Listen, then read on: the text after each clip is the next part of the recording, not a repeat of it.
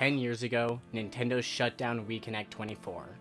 5 years ago, Nintendo shut down the Wii Shop channel. 1 year ago, Nintendo shut down the Wii U and 3DS eShops. In less than a month, on April 8th, 2024, Nintendo will shut down all online services for the Wii U and 3DS. What will we lose next? I don't think the Wii U and 3DS can handle much more abuse, so maybe it'll be the Switch next. You might think I'm insane saying that.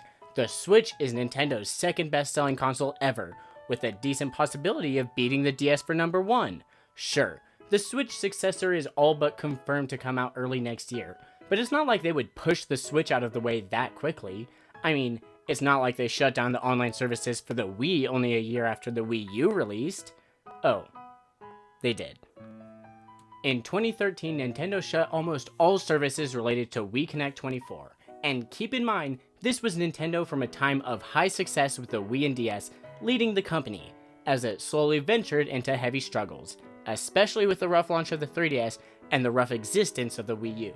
Nintendo was struggling here, and I can't tell whether or not shutting down Wii Connect was a way to preserve resources for the painstaking launches of these consoles, or in a backward sense, encourage more people to get them.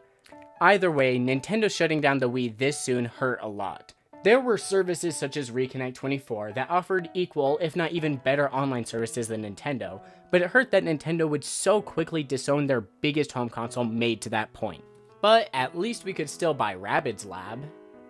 For now. The Wii Shop channel was, for many of us, a game of its own. You could look at all these pretty games that you would never buy, and when you eventually got $10 to drop on Ocarina of Time, even the downloading process was fun, with Mario running through an infinite purgatory, doomed to always hit his head on this block with suffering that could never end. Until Nintendo killed him. Until Nintendo butchered him, and served his head up on a mushroom platter.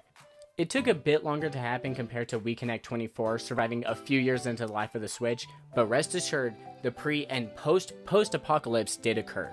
But you know what? What did we lose anyways? A bunch of virtual console games that you could usually find online or on future consoles, movies and TV streaming services that didn't even work after Wii Connect shut down, hundreds of exclusive WiiWare games that most of which would never release elsewhere and are only accessible nowadays through piracy? Well, it's certainly not nothing, but suppose even if you didn't care about those, quote, lost games, the Wii is an ancient console that nobody was playing anyways, so fine, let it die. I absolutely disagree, and until something akin to what I talked about in my solution to piracy video comes to fruition, the answer to these aging services is absolutely not to strike them down with the might of Zeus. But that's the Wii. No one really cared about that console. It was a fad, and only sold 100 million units. Now the consoles everyone wants are the Wii U and 3DS, who just barely passed their 1-year anniversary of dying.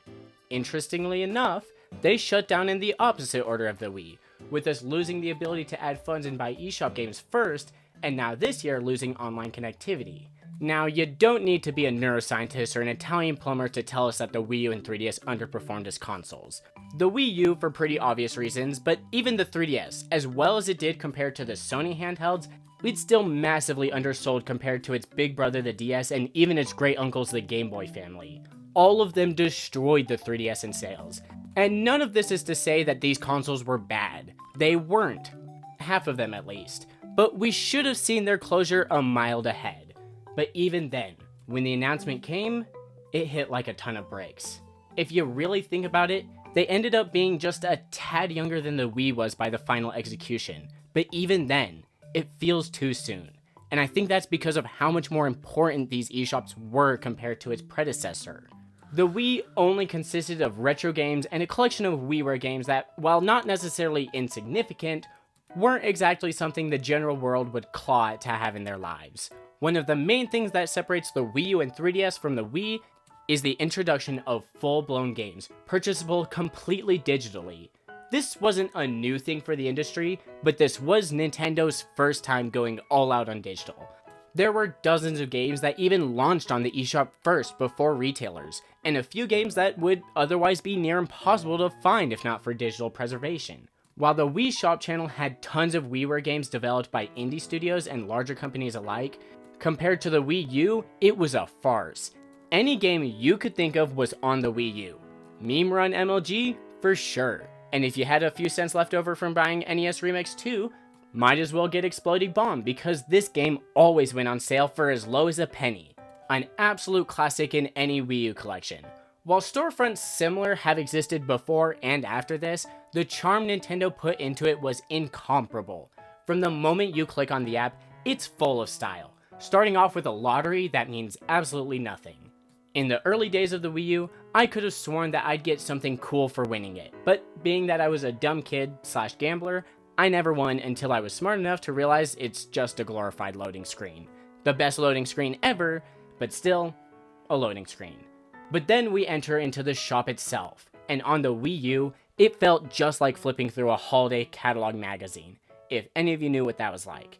Massive icons denoting the different franchises or big releases, and pages of art and slop right next to each other. The Wii Shop channel was sort of fun, but felt slow and was just a bit impractical. Meanwhile, the Switch is nothing but practical. Heck, we don't even have background music there. But on the Wii U, it's the perfect mix of practical and enjoyable. The 3DS was just about the same, but obviously lacked some of the scale possible with the Wii U. But none of that matters because we got Clue Land.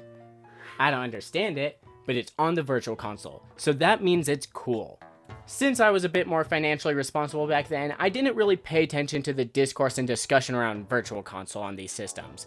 But I know that I was dumb enough to get Mario 64 DS instead of the original, and only played the minigames anyways. Ostensibly, most of which needed to be unlocked by playing the actual game, which again, I didn't do. In hindsight, we can see that both of these consoles had absolutely massive libraries of retro games, all except SNES and Game Boy Advance on the 3DS, and GameCube on Wii U. These three consoles are really confusing on the Virtual Console. The launch model of the 3DS is already capable of emulating Game Boy Advance. We know this because when they released the 3DS overpriced and underfeatured, they gave everyone who bought it free Virtual Console games from the Game Boy Advance. But even with the new 3DS, which exclusively supported SNES games, Game Boy Advance was never made available. Now, the Wii U overall had a great Virtual Console. In fact, you could even buy a few Wii games digitally to be played on the Wii U. But why stop there? The Wii U was essentially a buffed up Wii, which meant there was no emulation necessary, so these downloadable Wii games ran perfectly. The Wii, however, was already a buffed up GameCube. So why couldn't they make Virtual Console games out of the GameCube library? Well, they absolutely could have. It's been proven through Homebrew that GameCube does in fact run perfectly. Now, there's an argument that the controller wouldn't be compatible thanks to different layouts and a lack of analog triggers, but that could have been overcome with a GameCube controller adapter, or other ways, so it feels to me like Nintendo just hates money. But with eShop exclusives like Dr. Luigi, Nintendo couldn't possibly hate money. But at last, it wouldn't last forever.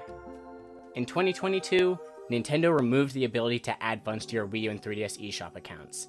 It was officially the start of the end.